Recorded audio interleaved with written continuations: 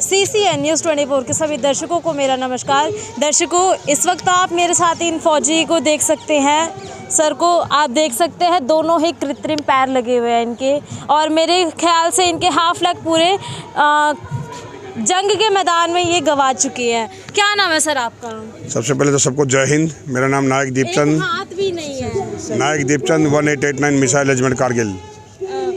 ये सर आपके जो पैर और ये जो एक हाथ है, ये मेरा ऑपरेशन प्रोग्राम जब चला था, उससे पहले मैंने 99 का वार लड़ा है कारगिल का।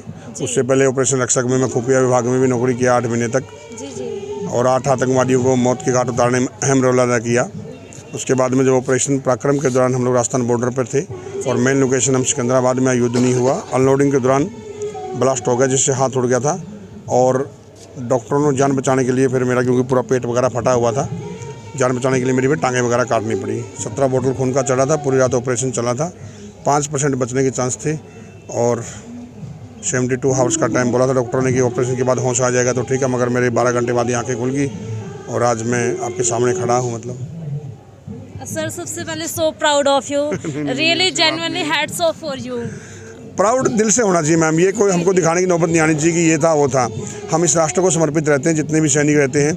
मगर सेना में जब रहते हैं तब एक अलग बात रहती है, सेना के बाहर जब आ जाते हैं, चाहे वो नेता हो, अभिनेता हो या आम पब्लिक हो, वो दिल नहीं है। तो जैसे हम फ़ौरन की बात करते रहते हैं कि देखो फ़ौरन में ये होना चाहिए, फ़ौरन में होना चाहिए। फ़ौरन में सैनिकों का सम्मान देखिए ना, वहाँ डिस्प्ले आदमियों का सम्मान देखिए ना, लेकिन यहाँ पर हमारे क्या हो जाता है, क्यों नहीं हम उनको दिल से सम्मान करते? जब हम राष्ट्र को सर्वप्रथम मानते हैं। एक दिन के लिए मोमबत्ती नहीं, एक दिन के लिए क्या होता है? हम लोग तो, आप बताइए, हमारी तरफ से कोई भी गवर्नमेंट चलती रही। मैं आपको बता रहा हूँ, गवर्नमेंट ने तो अभी बोला था कि भैया हर घर तिरंगा। मैं तो कई सालों से तिरंगा लहरा रहा हूँ, और ये कोई झूठ नहीं है। मतलब दिल में हमारे तो हनुमान जी की तरह है, कोर्ट पर नहीं है, दिल के अंदर है हमारे तो। सर, इतने जंग के मैदान में आपने अपने ये अंगों की शहादत दे दी, कभी सोचा था कि इस प्रकार से OROP MSP के लिए आना पड़ेगा एक बार फिर से? ऐसे था ना कि देखो, जंग तो मैंने लड़ी, पूरी जंग के दौरान मेरा नहीं हुआ था। कारगिल वार मैंने पूरा लड़ा। तलोलिंग के ऊपर पहली तोप का गोला मेरी तोप से निकला था, 40 टो के ऊपर मैं था। तलोलिंग के ऊपर ही मैंने बोला था कि हमें राशन मिले ना मिले, एम्यूनिशन ज़्यादा से ज़्यादा मिलना चाहिए। गूगल पर आप मेरा नाम नायक दीपचंद डालोगे तो पूरी कहानी आपको मिल जाएगी। और OROP के लिए क्यों आना पड़ रहा है, ये क्या हो रहा है, क्यों इन लोगों को और हम लोगों को यहाँ बीच में आना पड़ा है? आज हमारी कंडीशन देख लो, क्या मैं मेरे बच्चों को डॉक्टर बना सकता हूँ? नहीं बना सकते, क्योंकि इतनी एजुकेशन हो चुकी। या तो आप एक एजुकेशन को कम कर दिया जाए, बाकी एक फैसिलिटी दे दी जाए, ठीक है भाई, ये सैनिक के बच्चों के लिए जब तक ताउम्र पढ़ना चाहते हैं हम अपनी तरफ से पढ़ाएंगे, चाहे कुछ भी बनना चाहें। जब हर चीज़ की फैसिलिटी दे, सैनिकों के साथ अनदेखा नहीं होना चाहिए। मतलब हमें धन की जरूरत नहीं है, हमें धन से ज़्यादा सम्मान की भी जरूरत है, और वो भी धन हमको दिया जाता है और सम्मानजनक दिया जाता है। आजकल बंदे बोल देते हैं कि यार, बहुत से बंदों का कमेंट आता है, फालतू बंदे ना कुछ भी कमेंट कर देते हैं टट्टू बट्टू कि जी फोकट में मिल रही है। फोकट में मिली, तुम भी आओ ना एक बार, अपनी एक उंगली काट के दिखाओ, फोकट में कट रही है तो मैं देता हूँ 10 लाख रुपये की उंगली के लिए। तो ये पहली बात तो, ये सैनिकों के प्रति जो कमेंट करते हैं ना बंदे, वो बंद करना चाहिए।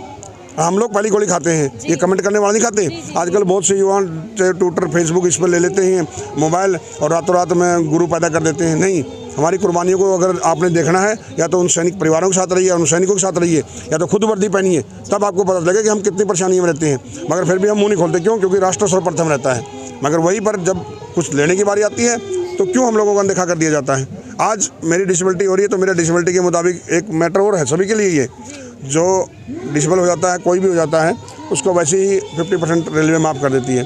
तो क्यों नहीं हम लोगों को, अगर हमने युद्ध लड़ा है, हमारे जैसे आदमी ने, यहाँ पर जो सेना में है, उनका पूरा किराया तक भी माफ़ नहीं है, ट्रेनों का भी माफ़ नहीं है, आप जज का छोड़िए आप।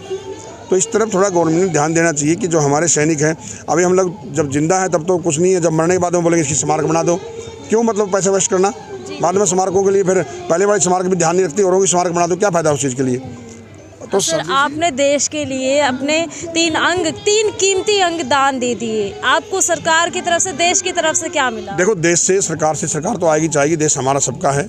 हमने तो जो वर्दी पहनी थी ना, मैं तो कोई खानदान में भी सैनिक नहीं था, मैंने तो अपनी मर्जी से पहनी थी, हमने लेने के लिए नहीं पहनी थी। मगर आज जब मेरे जैसे, मतलब चलो मैं सक्षम चल रहा हूँ, कोई प्रॉब्लम, मेरे जैसे ऐसे भाई हैं जो बेचारे चल भी नहीं सकते हैं, मेंटली डिफेक्ट हैं, तो उनको किस तरफ से सहारा दिया जाए ना। अभी हम लोग तो नौकरी भी नहीं कर सकते कहीं पर, क्योंकि डिसेबल हो गए, फौज ने हमको निकाल दिया। हमारी तो इच्छा थी कि सला मैं पूरा दिन नौकरी करूं, वही एक अधिकारी रहता है तो उसको पूरी नौकरी करा दी जाती है। हम भी बैठ के नौकरी कर सकते थे, आज भी जज्बा है। हमें पैसे के साथ साथ में जो सम्मान चाहिए, हमें आज निरादर है उस सम्मान से। सैनिक सिर्फ कागजों के अंदर सम्मान है, भारत माता की जय होगी, ये होगी, ग्राउंड में क्या भारत माता की जय? आज भी मैं चलता हूँ तो आप जैसे युवा मिलते हैं, नीचे की सीट भी नहीं देते कई बार ट्रेन में। नहीं सर, मैंने तो 4 महीने पहले कर रखी है। कौन से सम्मान की बात करते हैं हम लोग? आज बहुत से आदमी, जब हमारा कोई जवान भी शहीद हो जाता है तो झंडे डंडे लेके पहुंच जाते हैं, पाकिस्तान मुर्दाबाद, चाइना मुर्दाबाद। कौन करेगा? टुकड़े कर दो, मार दो, कौन मारेगा? सैनिक ही मारते हैं ना। इतना जोश हो तो एक बार आओ। मैं बहुत बंदों को बोलता हूँ मेरे साथ चलिए इस कंडीशन में भी। अभी भी मैं जाता हूँ कारगिल के अंदर, इस कंडीशन में भी आप चलो, देखो क्या कितना जवान हमारे रह रहे हैं, आज भी टेंटों के अंदर रह रहे हैं।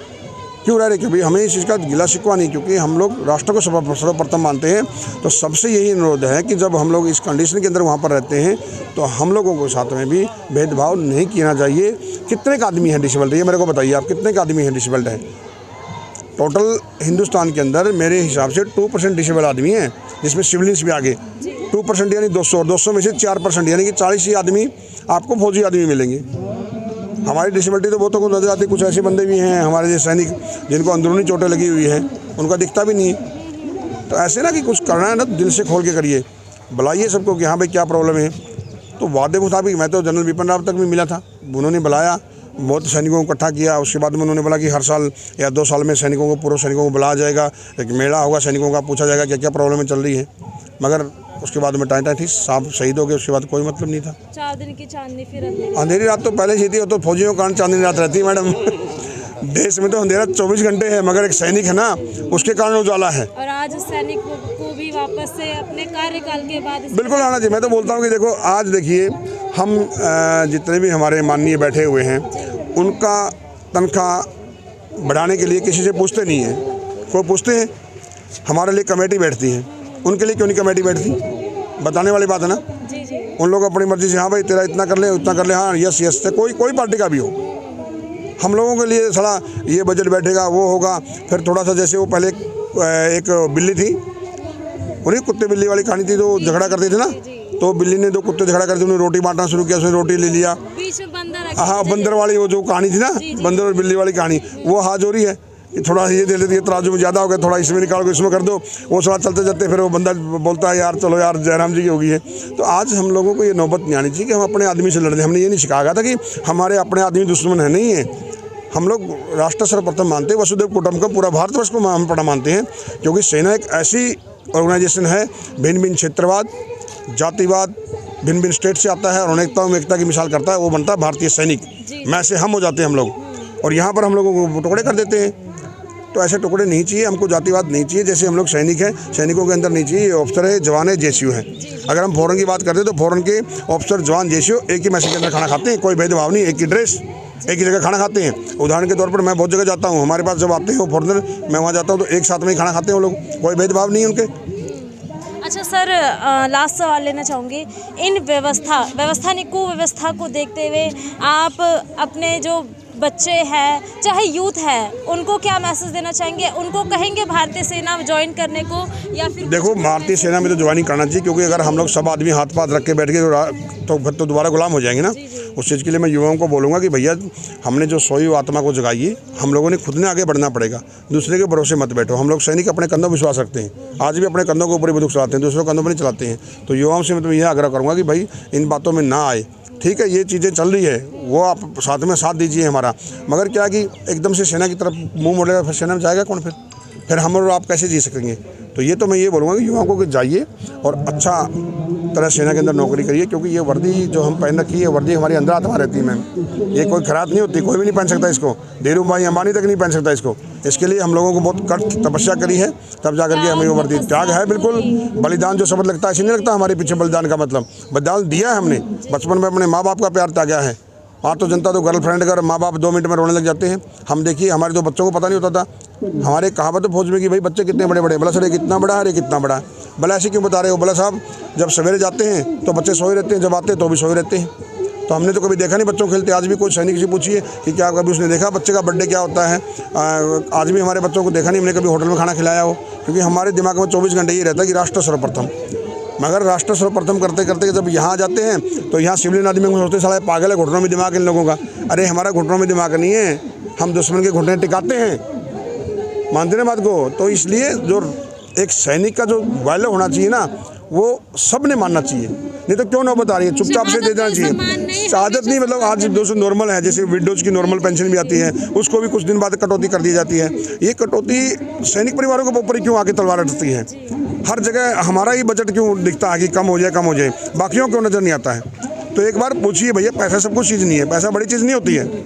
ये नौबत नहीं आनी चाहिए हम जैसे सैनिकों को कि नहीं भाई एक बुलाया जाए। जैसे पीछे में भी सबका की तरफ से रक्षा मंत्री जी 3-4 बार मिल चुके हैं, बिल्कुल बाकायदा बिठाया गया, इज्जत से बातचीत कर गई और बिल्कुल प्रेम से बताया गया कि जी जो आपकी बातें हैं बहुत सच्ची बातें हैं, मगर पीछे फिर उसके बाद में वो काम नहीं होता है। तो ये सोचना चाहिए ना कि भाई बार बार क्यों हम लोग इनके साथ खिलवाड़ कर रहे हैं।